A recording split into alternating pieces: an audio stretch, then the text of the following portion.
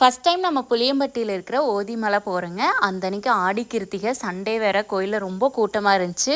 முருகனோட மலை கோவில்களே வந்து ஓதிமலையில் தான் ஸ்டெப்ஸ் வந்து ரொம்ப அதிகங்க. 1850 ஸ்டெப்ஸு. ஏற இறங்க கிட்டத்தட்ட ஒரு 4000 ஸ்டெப் பக்கமாக. நிறையா பேர் சொல்லியிருக்காங்க படிக்கட்டெல்லாம் நெத்து குத்தலாம் இருக்கும், நம்ம பாப்பாவெல்லாம் வச்சுட்டு போனால் ஏற முடியாது. நாங்கள் ஏற ஸ்டார்ட் பண்ணதே ரொம்ப ஸ்பீடாகவும் போகாமல் மெதுவாகவும் போகாமல் அளவான ஸ்பீடில் அங்கங்கே நின்று போனோங்க. கண்டிப்பாக வந்து ஒருத்தருக்கு 1 லிட்டர் தண்ணியாவது எடுத்துகிட்டு போயிடணும். மேலே ஏறும்போது நிலாக்குட்டிக்கு ஃப்ரூட்ஸு, வாட்டர் பாட்டில், ஜூஸு, அப்புறம் கொஞ்சம் ஆரஞ்சு மட்டும் வாயில் போட்டு ஏறும்போது கொஞ்சம் எனர்ஜெட்டிக்காக இருக்குங்கிறதுக்காக அதை மட்டும் எடுத்துகிட்டு போயிட்டுங்க.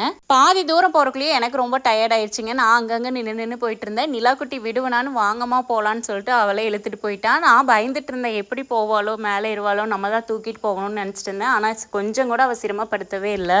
இதில் இன்னொரு ஹைலைட் என்னன்னு பார்த்தீங்கன்னா, 70 வயசுக்கு மேலே இருக்கிறவங்களா அசால்ட்டாக ஏறுறாங்க. ஏன்னா அவங்களுக்கு எக்ஸ்பீரியன்ஸும் கூட இருக்குது. முருகனை மனசார வேண்டிட்டு ரொம்ப சந்தோஷமாக திருப்தியாக மேலே போய் சாமி கும்பிட்டுட்டு வந்தாச்சுங்க.